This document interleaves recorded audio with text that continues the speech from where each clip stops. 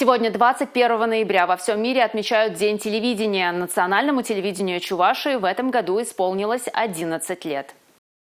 Единственный в республике круглосуточный телеканал, вещающий на чувашском и русском языках, ориентированный на самую широкую аудиторию. Нас смотрит вся Чувашия и Россия. Со дня основания телеканал постоянно преобразовывался, совершенствовался. С февраля 2014 года программы и новостные сюжеты, спектакли и концерты в сети интернет в режиме прямого эфира. В программе передач национального телевидения Чувашии циклы программ для детей, молодежи и людей старшего поколения. Поэтому каждый сможет найти контент по душе. Сегодня поздравить коллектив национального телевидения с профессиональным праздником приехали министр цифрового развития, информационной политики и массовых коммуникаций Чувашской республики Кристина Майнина и ее заместитель Анна Иванова.